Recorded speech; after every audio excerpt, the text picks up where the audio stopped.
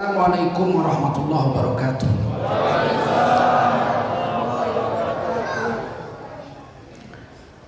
Hamdan wa syukran lillah, wa salatan wa salaman ala rasulillah wa ala alihi wa sahbihi wa mawalah.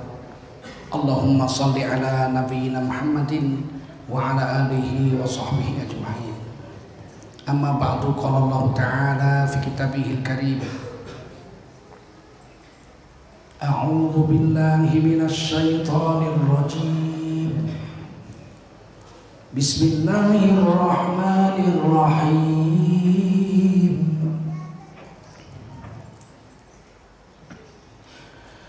Ma kana Muhammadun aba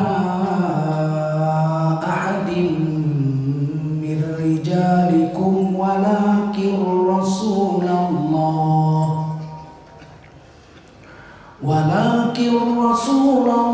wa khataman nabiyyin wa kana Allahu bikulli syai'in alima. Ya ayyuhalladzina amanu dzkurullaha dzikran katsira wasabbihuhu bukratan wa asila. Qala Rasulullah sallallahu alaihi wasallam: man kharaja fi talabil ilmi fahuwa fi sabilillahi hatta yarji. Baginda Rasul bersabda, siapa keluar untuk mendapatkan ilmu, orang itu adalah orang yang berjihad fi sabilillah sampai dia kembali ke tempatnya. Mudah-mudahan kita semua mendapatkan pahala jihad dari Allah SWT. Amin. Sadaqallahul azim wa sadaqa rasuluhun nabiyul karim wa nahnu ala dzalika minasy syahidin wasyakirin walhamdulillahi rabbil alamin. Para ulama, tuan-tuan guru yang mulia, para umarok yang berhadir dan memuliakan Allah SWT, bapak-bapak, ibu-ibu, saudara-saudara sekalian, jemaah Masjid Al-Falah, Jalan Murni, Tanjung Rejo yang dimuliakan Allah SWT. Wajiblah kita bersyukur pada Allah SWT. Salawat dan salam kita sampaikan untuk baginda Rasulullah SAW. Negara Kesatuan Republik Indonesia ini sudah berdiri 74 tahun. Sudah berlangsung pergantian presiden berkali-kali. Presiden Soekarno 20 tahun, Orde Lama. Pak Harto 32 tahun, Orde Baru. Pak Habibie 2,5 tahun, 2 tahun. Gus Dur pun separuh hanya 2,5 tahun. Diteruskan oleh Ibu Megawati, Orde Reformasi. Pak SBY 10 tahun. Pak Jokowi 5 tahun, masuk periode kedua sekarang. Sebelum Indonesia berdiri, negeri ini disebut negeri Nusantara. Orang Jawa menyebutnya Al-Jawi. Orang Arab menyebut Nusantara ini Al-Jawi.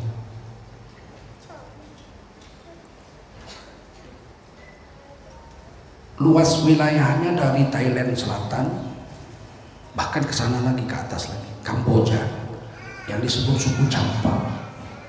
Sunan Ampel itu ibunya orang Champa. Sunan Gunung Jati juga putra Champa. Kamboja itu terbagi 3. Sebelah utara Laos, suku Lao. Sebelah selatan suku Khmer. Sebelah barat yang mengarah ke Laut Cina Selatan disebut suku Champa. Suku Champa ini 100% Islam. Bahasanya serupa dengan bahasa Aceh.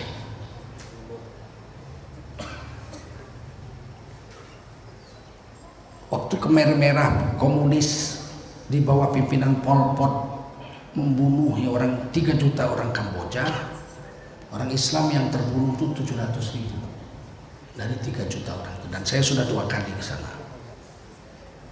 Waktu saya ke sana itu masih bergejolak perang. Tidak ada orang laki-laki di Campa sebaya saya waktu itu, nggak ada. Anak-anak umur 7 tahun, 6 tahun, atau kakek-kakek umur 60-70 tahun. Yang sebaya saya itu dibunuh 700.000 orang. Al-Quran yang saya bawa itu setiap hari dibawa keliling, dicium, karena semua Quran dibakar komunis. Ulama-ulamanya direbus hidup-hidup.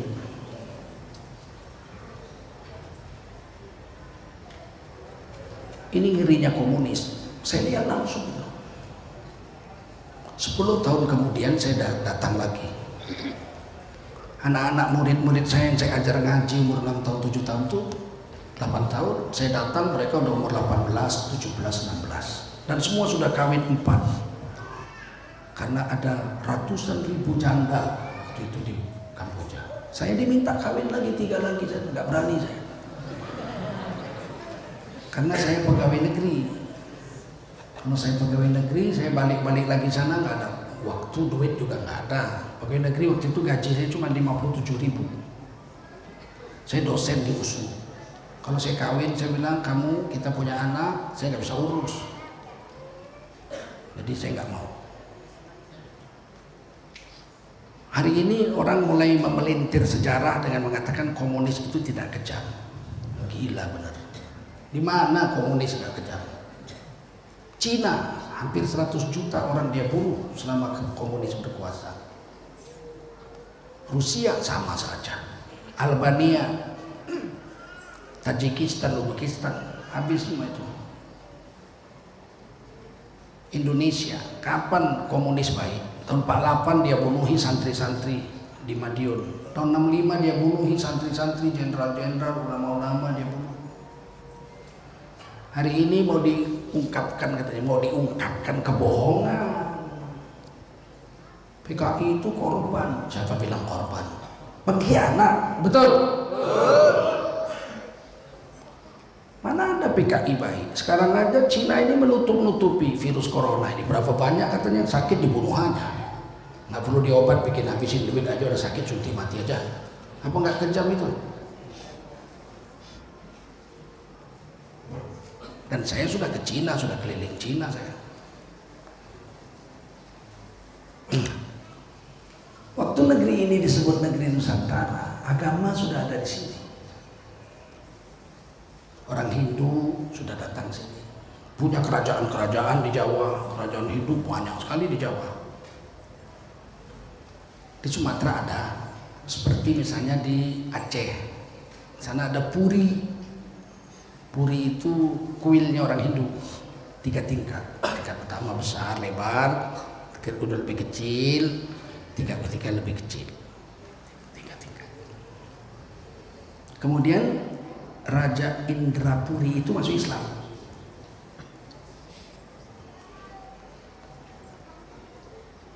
Kuilnya yang paling atas itu dibikin jadi masjid, dipasangi kayu-kayu jati, tidak dipaku itu, sampai sekarang masih ada.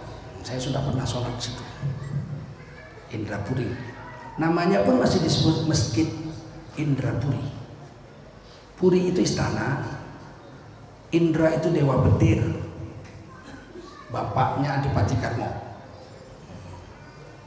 Dewa Indra, dewa petir. Menurut kepercayaan Hindu. Buddha juga ada di Indonesia. Candi Borobudur itu candi Buddha. Itu abad ke-8, berarti sudah 1200 tahun sebelum Indonesia merdeka.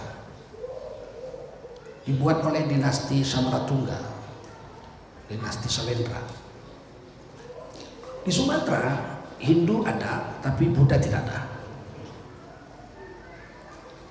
Saya baca katanya Candi Muara Takus di Kampar, Riau, Candi Buddha. Saya ke sana, tidak ada sepotong pun candi itu memelihara satu patung Buddha pun, tidak ada. Maupun besar, yang kecil tidak ada. Tidak ada satu pun patung Buddha di Muara Takus.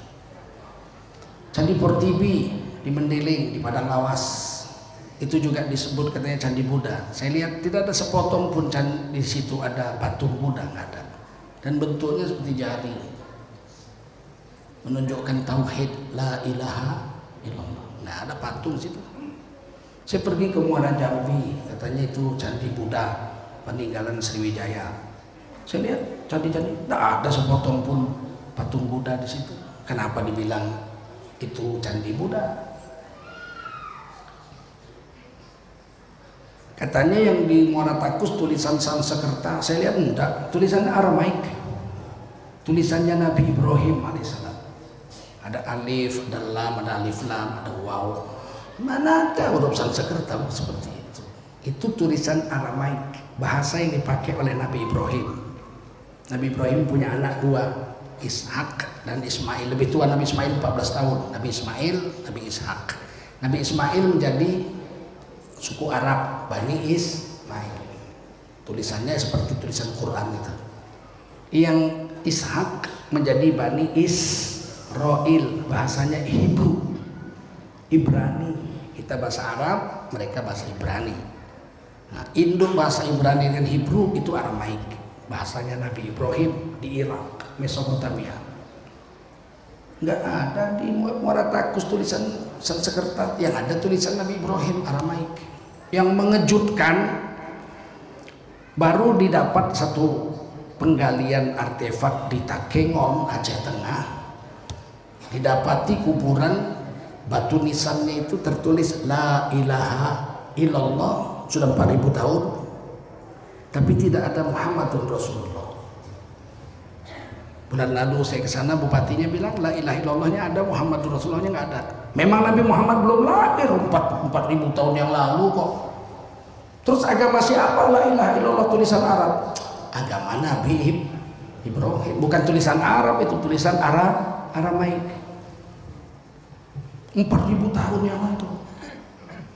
Ada di situ istana Raja Lingge. Dari Lingge Takengon turun ke bawah, membuat kerajaan Lingga di Tanah Karo. Mungkin dari situ berlayar sampai ke Kepulauan Riau, di sana ada kerajaan Lingga di Riau Kepulauan. Orang Karo bukan keturunan Batak. Itu buatannya Belanda penjajah Raja Batak, si Raja Batak. Orang Karo mana disebut Batak? Bahasanya juga bukan rumpun bahasa Batak. Bahasa Karo lebih dekat ke bahasa Alas, Kota Cani dan Takengon. Sidikalang itu bahasanya lain, orangnya pun lembut-lembut. Ini yang harus diluruskan. Tapi kita akui agama Buddha ada 1200 tahun yang lalu masuk sini, Candi Borobudur. Sebelum itu mungkin sudah ada tapi tidak besar. Bagaimana dengan agama Islam? Agama Islam tahun 48 Hijriah, berarti 1400 tahun yang lalu. Itu sudah ada kuburan sahabat di Barus, Tapal di tengah. Dulunya di bukit kecil aja, dikubur situ. Tapi kemudian lautnya surut, sehingga sekarang bukitnya itu tingginya 850 anak tangga. Sudah bikin tangganya, ada pegangannya kayak besi. Di atas itu ada satu kuburan namanya Syekh Mahmud. Kabarnya beliau adalah Ibnu bin atau anak daripada Abdullah bin Mas'ud radhiyallahu anhu, sahabat Rasulullah.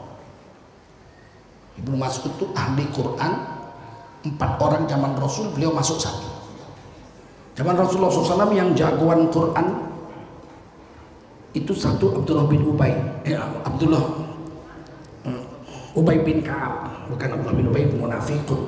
Ubay bin Ka'ab radhiyallahu anhu ini imam sholat tarawih pertama berjemaah di zaman Khalifah Umar bin Khattab radhiyallahu anhu. Ubay bin Ka'ab. Yang kedua Abdullah bin Mas'ud. Yang ketiga Abu Musa al-Asy'ari, orang Yaman.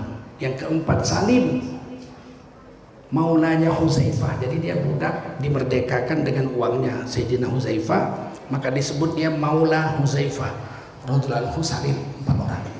Kalau kita belajar qiraat, 7. Itu silsilahnya itu mesti sampai situ.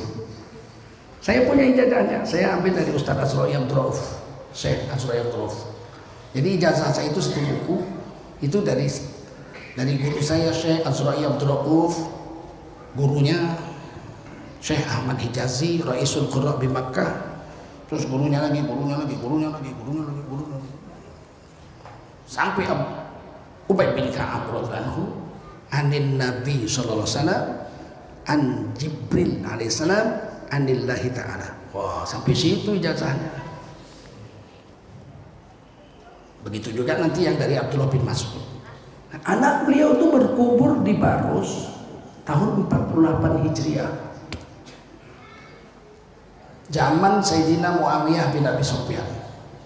Kalau berkuburnya tahun 48 berarti sampai situ sebelumnya. Setuju? Setuju? Nah, masa sampai langsung mati. Dan murid-muridnya itu dikubur di kuburan Mahligai namanya, Bukit Mahligai. Salah satu muridnya yang paling tua adalah Syekh Rukunuddin, pendiri agama. Rukunuddin itu tiang agama, ada di sana, masih ada.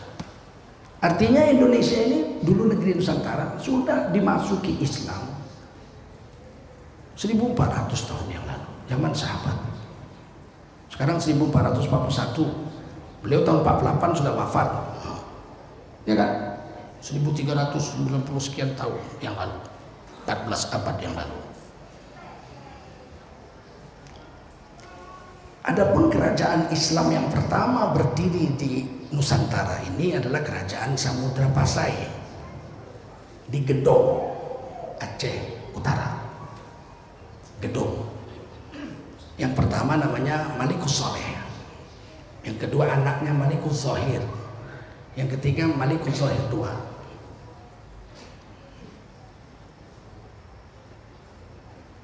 Anaknya yang keempat keturunannya namanya Zainul Abidin, dibawa oleh Laksamana Cheng Ho, pendakwah Cina, jenderal Cina Laksamana Cheng Ho, dibawa ke Cina, disekolahkan di sana, mati. Di dalam sejarah Cina ditulis namanya Raja Samudra Pasai, anaknya Pangeran Mahkota, namanya Cainuli Apitingki. Cainuli Apitingki. Orang Cina mana bisa bikin Zainul Abidin, tak bisa. Zainul Abidin ditulis Cainuli Apitingki. Kalau saya Zulkarnain ditulis Culu Kalana ini. Kalau nama saya ditulis pakai bahasa Cina, Culu Kalana ini. Zulfikar itu kalau tulis bahasa Cina, Culu Pikala. Culu Pikala. Ada ditulis sejarahnya. Dan orang-orang soleh ini, raja-raja ini, ketika terjadi tsunami, saya ke sana. Itu dari laut Aceh Utara itu sekitar mungkin 6 atau 9 kilometer ke arah darat, habis, rumah-rumah hancur, tiang listrik hilang. Nggak main-main itu waktu itu, tiang listrik pun hilang. Rumah-rumah rata dengan tanah, hanyut. Itu komplek kuburan itu ada 3, 4 dengan cucunya Nafisa, ada 4. Ini rumah-rumah hanyut, tiang-tiang listrik hanyut. Pas di tembok kuburan ini ada besi, tsunami-nya belok ini, sehingga kuburan itu tidak ada satupun yang rusak kena tsunami. Saya udah ke sana. Terjadi tsunami, kami ke sana. Ini orang soleh, kuburannya pun nggak berani. Tsunami mengganggunya. Yang lebih hebat Syah Kuala, 400-an tahun yang lalu. Nama beliau Syekh Abdul Rauf Al-Fansuri As-Sikili. Beliau berangkat ke Mekah lewat Barus. Barus itu disebut Fansur. Barus waktu itu ke wilayah kekuasaan Aceh. Berangkat, nah, dari situ kuburannya itu ada kapal mungkin 5 kali masjid ini, di tengah laut kapal listrik itu berdiri, Ini kuburan Sahwala, diloncati air gitu. Sehingga tidak ada satupun yang rusak pagar-pagarnya, nggak kena tsunami. Siapa Syekh Abdul Rauf Al-Mansur, mufti kerajaan Aceh. Beliau menulis Quran dengan tangannya. Qurannya masih ada disimpan di Aceh. Dan beliau mengarang sebuah tafsir, namanya tafsir Baitowi Melayu, segini besarnya. Saya masih punya, saya sudah 400 tahun saya masih punya. Tulis di situ. Kuburannya masih ada, kitab yang ditulis tangannya masih ada, tafsirnya masih ada, dicetak di Mesir. Itu zaman Iskandar Muda tahun 1500-an. Tapi Samudra Pasai itu zaman Ibnu Battuta. Ibnu Battuta sempat sampai di Samudra Pasai menulis sejarah. Saya sampai di Samudra, bahasa Arab dalam Rihlah Battuta. Saya sampai di Samudra, saya sholat Jumat jalan kaki dengan Raja Pasai bermadhab Imam Syafi'i. Sholat Jumatnya azan 2 kali bermadhab Imam Syafi'i. Setelah selesai sholat pulangnya naik gajah, jadi perginya jalan kaki, pulangnya naik gajah. Dan saya dijamu makan oleh Sultan Malikus Zohir, Sultan Aceh, yang disebut Samudra, ditulis bahasa Arab Sumudra. Raja pertamanya namanya Merah Silu. Merah Silu masuk Islam, kemudian dilantik oleh Sultan Khalifah Islam di Mekah menjadi Khalifah di Sumatera. Namanya diganti serupa dengan Khalifah Islam di Mekah waktu itu, Malikus Saleh, Malik As-Saleh. Jadilah di Samudra Pasai rajanya sama, Malikus Saleh. Namanya Merah Silu, tapi sama Malikus Saleh dengan yang di Mekah sana, Khilafah Islam, Khalifah Islam. Yang hebatnya Sultan Jogja. Sultan Jogja yang pertama namanya Hamengkubuwono I. Ketika Kongres Umat Islam yang ke-6 5 tahun yang lalu di Yogyakarta, Sultan Hamengkubuwono X berpidato. Beliau mengatakan Sultan Hamengkubuwono I, buyutnya beliau, itu dilantik menjadi sultan di tanah Jawa oleh Khalifah Islam di Mekah. Dikasih dua bendera,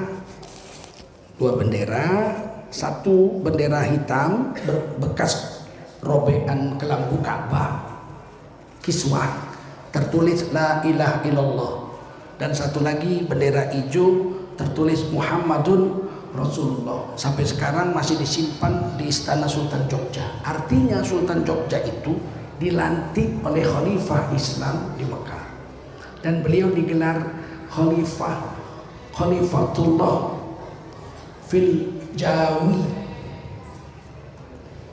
Bahasa Jawanya Khalifatullah ing tanah Jawi, gelarnya Hamengkubuwono, yang memangku bumi.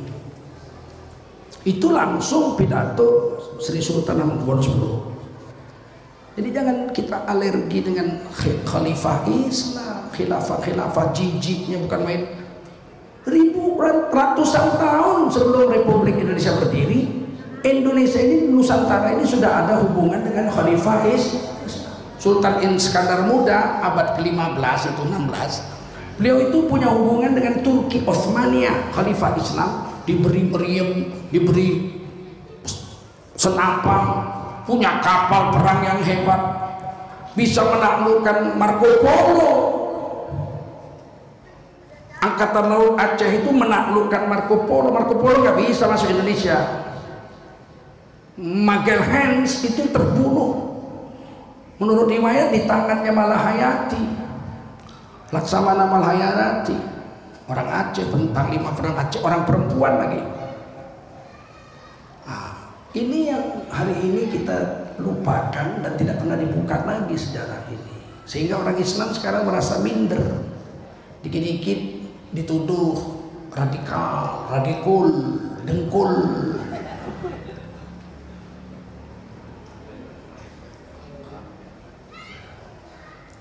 Ketika Indonesia merdeka, di Indonesia ini sudah ada 200 kerajaan Islam.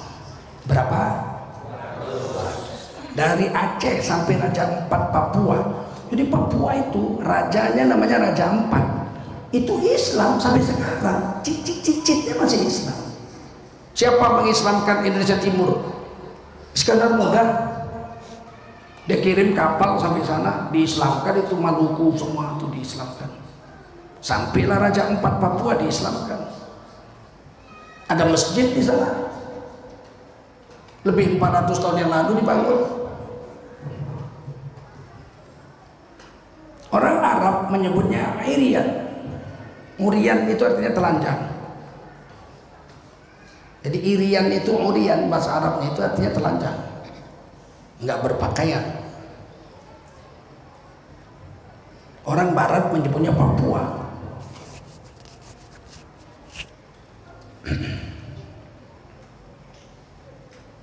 Ada 200 kerajaan Islam di Indonesia yang sebagian besar berperang melawan Belanda. Jadi yang perang melawan penjajah Belanda itu raja-raja, pangeran-pangeran, ulama-ulama, bukan preman-preman, tukang minum tuan, bukan. Orang-orang kaya, Sultan Hasanuddin, betul? Pangeran Hidayatullah, Pangeran Antasari, betul? Sultan Mahmud Badarudin, Sultan Iskandar Muda melawan Portugis, Sultan-Sultan, Pangeran Diponegoro, betul nggak? Atau ulama, Tuanku Imam Bonjol, Tuanku Nangrenceh, Tuanku Rao, Tuanku Tambusai, Panglima Polim, Tengku Cikditiro, Teku Umar Johan Palot, itu anak raja, gelarnya Teku. Teku itu raja, betul? Bukan orang kere-kere.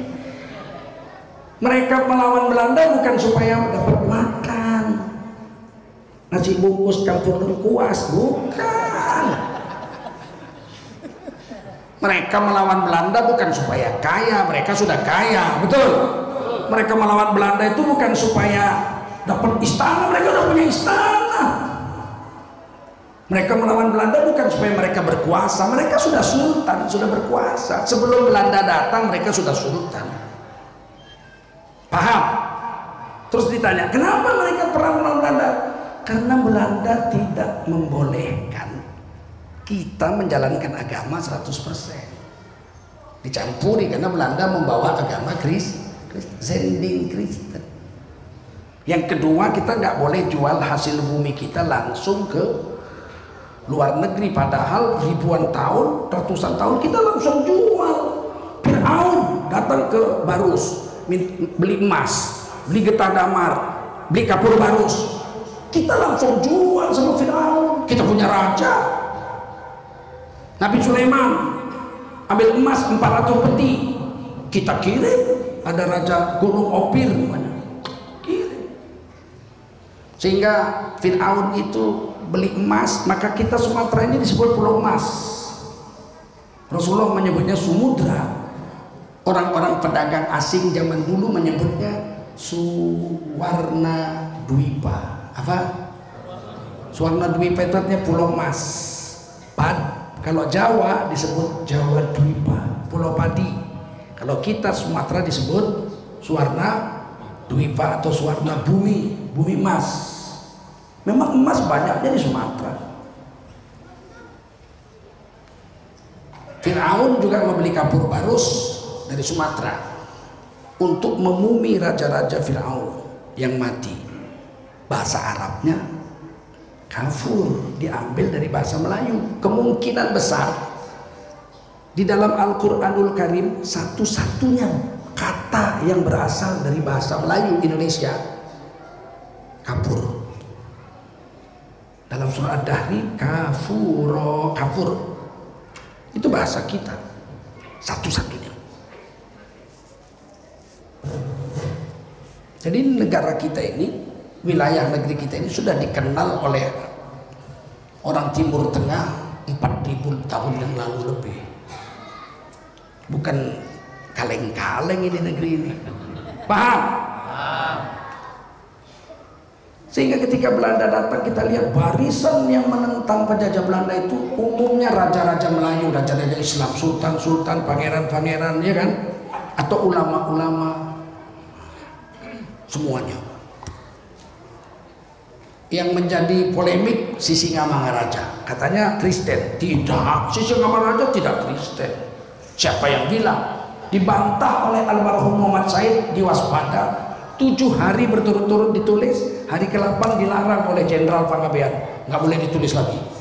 Itu langsung saya dengar di kuping saya nih dengan almarhum Muhammad Said, pimpinan Waspada waktu itu. Sisingamangaraja tidak Kristen. Sisingamangaraja itu orang yang sudah masuk Islam. Bahasa Arabnya, bahasa Bataknya marsadat. Apa namanya? Marsadat. Apa namanya? Marsadat, sudah bersyahadat. Sudah bersyahadat, bahasa Bataknya marsadat. Dan dia diangkat menjadi seorang mu'alim, parmalim. Apa namanya? Parmalim. Diangkat jadi mu'alim. Pakaiannya pakai serban jubah, tongkat hitam panjang, istrinya pakai baju cadar hitam. Tidak makan babi, tidak makan anjing.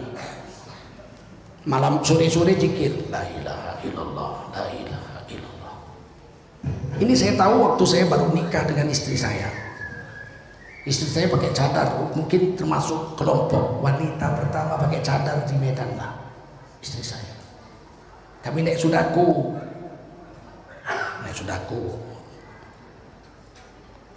Tiba-tiba masuk rombongan, kami belakangan, orang itu duluan. Ada beberapa wanita duduk, ada 4, 5, 6, 7 orang lah. Kami masuk, duduk depan gitu. Terus diliatin, isi saya pakai cadar, diliatin sama perempuan-perempuan ini. Terus perempuan ini ngomong pakai bahasa Batak. Tapi saya ngerti bahasa Batak. Dia bilang, ini macam nenek-nenek kita ya. Pakai tutup muka hitam-hitam begini, lakinya pakai serban jubah begini, macam kakek nenek kita. Terus saya tanya, kalian dari mana? Oh, kami dari Tapanuli. Agama apa kalian? Kami agama Parmalim. Oh, Parmalim. Pakaiannya macam kalian inilah. Nggak makan babi, nggak makan anjing. Oh iya, kalian Parmalim. Dijadikan mu'alim. Dijadikan mu'alim, bahasa Bataknya Parmalim. Parmitu. Minum tua, Parmitu. Ya kan? Jadi peminum tua, mitu, itu singkatan dari minum tua. Orang yang minum tua namanya Parmitu. Orang yang alim disebut Parmalim. Yang sudah marsadat, sudah bersyahadat. Ketika datang kebakaran istana Sisingamangaraja 11, bapaknya yang 12, yang 12 kan dari pahlawan tuh. Istana Singamangaraja 11, ternyata lambang negaranya itu ditulis pakai huruf Arab. Saya tanya judul kuncinya, apa ini bacaannya ini? Nggak tahu kami Pak, apa? Itu lukisan itu kata. Kamu nggak tahu ini bacaannya? Nggak tahu. Ini tulisannya, lihat, mim waw lam alif nun alif maulana kaf waw ku ta alif ta nun alif na maulana kutana, kan bulat gitu. Maulana kutana. Apa artinya itu? Kepala negara. Kepala negara. Maulana kepala, kuta itu kota, negeri, na-nya kepala negaranya. Mereka pun nggak tahu, nggak ngerti. Saya ceritakan sama Kiai Haji Ma'ruf Amin, Parmalim itu bukan Kristen, sudah masuk Islam tapi belum ngerti sholat, belum ngerti zakat, baru ngerti zikir-zikir. Di lambang negaranya ditulis Maulana Kutana. Waktu kampanye beliau sengaja pergi ke Bengkara, mau membuktikan tulisan Maulana Kutanya itu aja. Saya duluan ke sana, remaja-remaja kan saya petualang, pergi sana, pergi sini, pergi sana. Tapi sambil belajar sholat saya tetap jaga, nggak pernah saya berzina, nggak pernah saya minum minuman keras, mencuri, nggak pernah menipu, saya nggak mau. Naik haji aja saya jalan darat dari Malaysia ke Mekah. Biasa, kita memang biasa pergi kemana-mana. Tapi untuk sambil belajar. Jadi sebelum Belanda datang, NKRI ini yang disebut negara Nusantara itu sudah ada 200 kerajaan Kristen. Belum ada Belanda yang bawa masuk kok. Yang bawa masuk kan Belanda. Sampai sini paham? Akhirnya kita merdeka.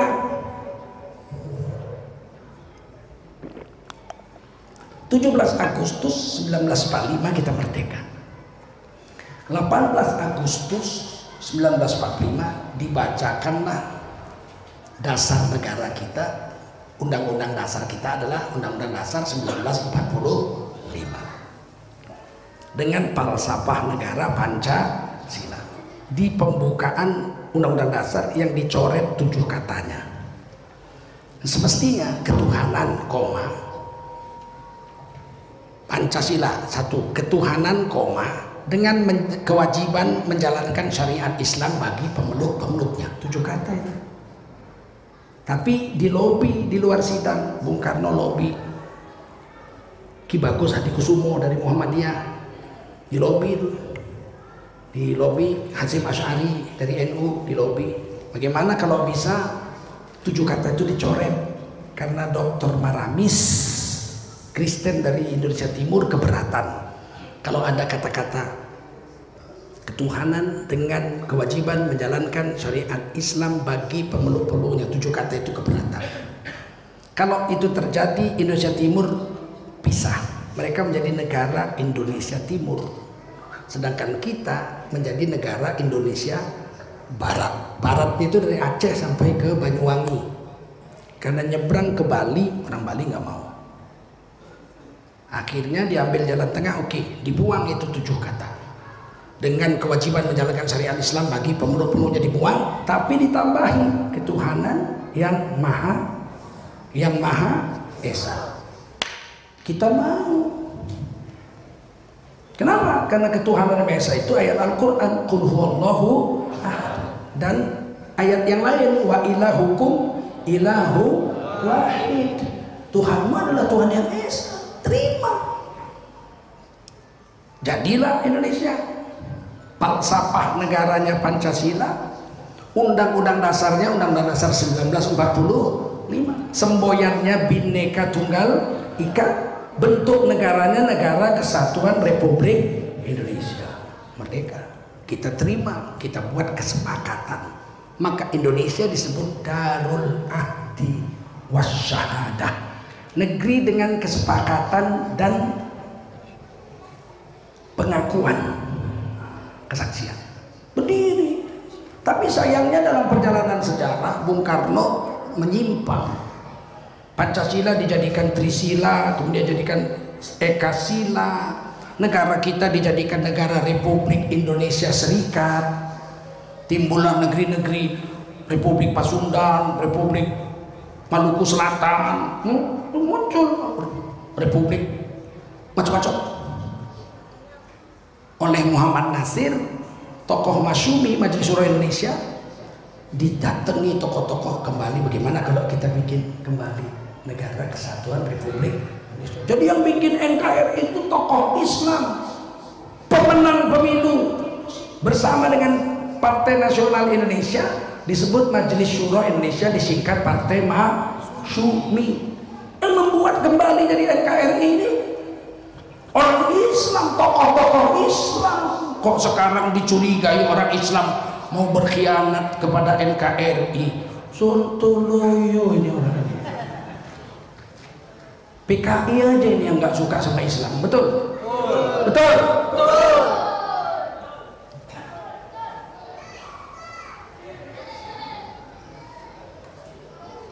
Kenapa saya ceritakan ini, ceramah ini? Ini bukan cerita politik, ini cerita Islam, betul? Islam di negara Nusantara. 230 juta rakyat Indonesia Islam dari 267 juta. 88,7% orang Indonesia beragama Islam.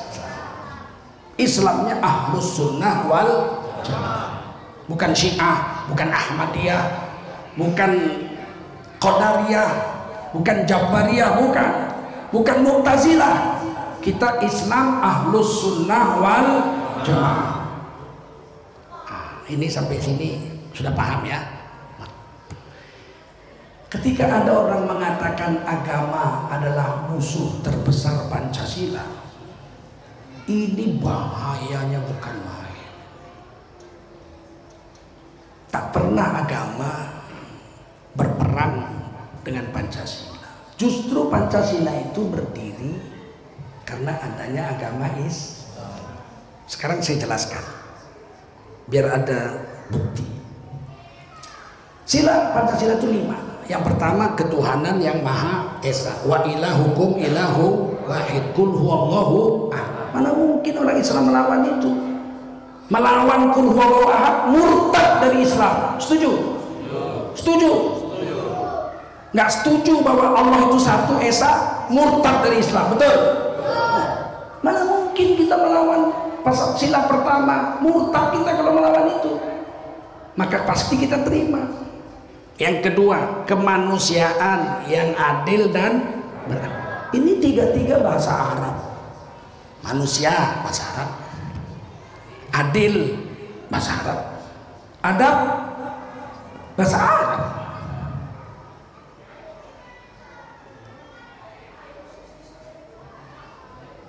Mana mungkin orang Islam menolak itu?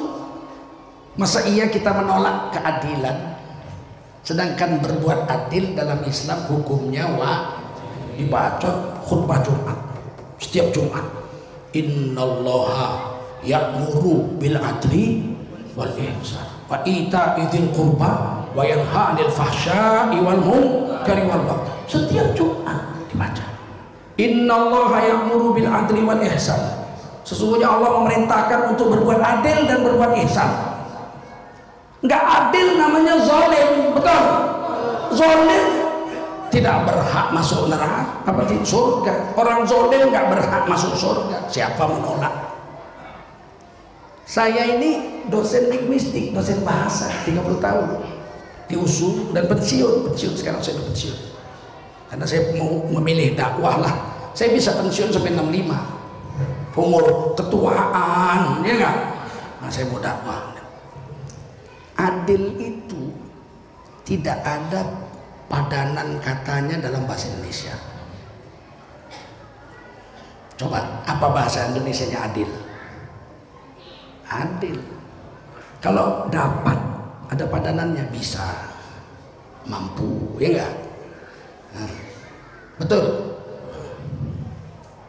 Adil apa coba? Nggak ada. Apa bahasa Bataknya adil? Bahasa Bataknya adil. Kaikin bahasa Karuna adil. Bahasa Karuna adil. Cara Jawa ini adil apa? Bahasa Jawa ini adil itu ya adil. Anak kecek orang awak adil. Kecek orang awak adil itu adil juo. Nggak ada bahasa Indonesianya adil. Secara ilmu linguistik, ilmu bahasa, kalau kata-katanya nggak ada, itu pasti bendanya nggak ada. Kalau kata-katanya nggak ada, pasti bendanya tidak. Kalau kata-katanya ada, meskipun kita seumur hidup nggak pernah jumpa, nggak pernah lihat, tapi pasti ada. Kenapa? Karena kata-katanya ada. Kalau kata-katanya ada, pasti bendanya ada. Tapi saya nggak pernah jumpa, kami semua nggak pernah jumpa. Ya nggak jumpa tapi ada. Contoh, naga. Apa? Naga. Pernah jumpa naga? Yakin ada nggak? Ada, karena semua kata-katanya ada. Bahasa Indonesianya naga, bahasa Bataknya ulo nagodami. Betul kan? Bahasa Jawanya ulo logo. Bahasa Inggrisnya dragon. Bahasa Cinanya lion. Kalau ada kata-katanya pasti bendanya ada.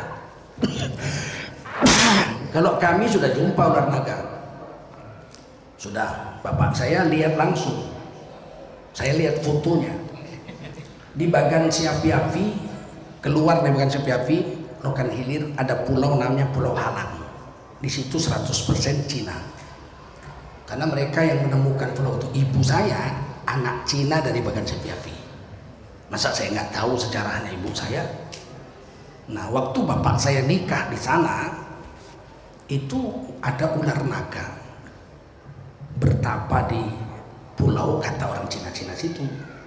Mau turun ke laut, tapi katanya umurnya belum cukup, disambar petir, mati di pantai, tanduknya udah keluar.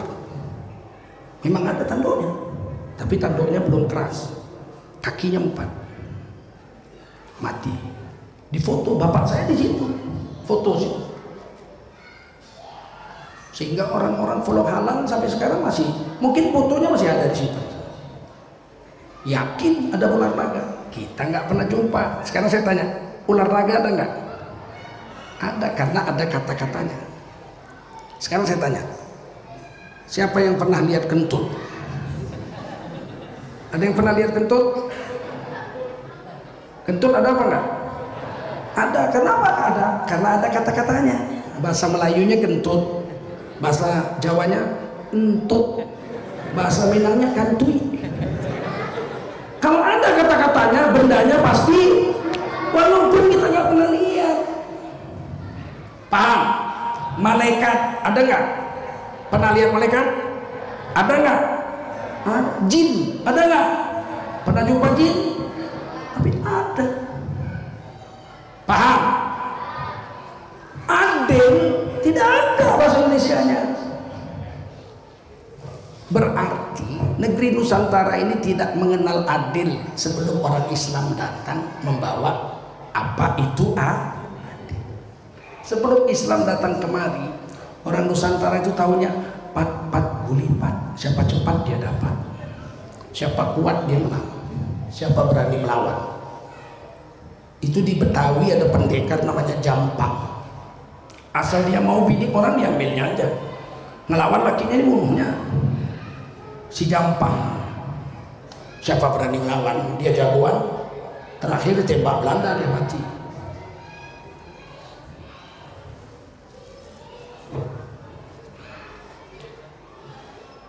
Jadi kalau adil itu yang membawa kemari orang Islam, maka yang paling tahu apa itu adil pasti orang Islam. Setuju? Kata Nabi, adil itu meletakkan sesuatu pada tempatnya. Meletakkan sesuatu pada tempatnya. Kalau kita mau makan, kawan-kawan kita datang ke rumah saya 5 orang, mau makan siang. Saya bilang sama istri, siapkan makanan. Oke. Istri saya keluarkan nasi di dalam bakul dari bambu. Bakul bambu harganya cuma 7.000. Semua kawan saya makan lahap. Karena nasi itu diletakkan di bakul, dan bakul itu memang tempat nasi. Minggu depan saya bilang, istriku, ini ada 3 orang direktur saya mau makan, singgah ke rumah, masakanmu enak, jadi dia mau makan sini. Oh siap. Istri saya mikir, kalau kemarin kawan-kawan kerja, kalau ini bos-bos, maka istri saya merasa malu menghidangkan nasi pakai bakul murah 7.000. Maka dia pergi beli tempat nasi dari keramik, namanya Bispot. Apa namanya? Bispot. Keramik dibeli di apotek, tapi namanya diletakkanlah nasi di atas Bispot. Silakan makan. Mau makan nggak? Kata bos saya, ini tempat kencing, tapi baru dibeli dari apotek, belum dipakai. Mau nggak? Baru mau nggak? Nggak mau, karena memang bukan tempatnya. Tidak adil kamu.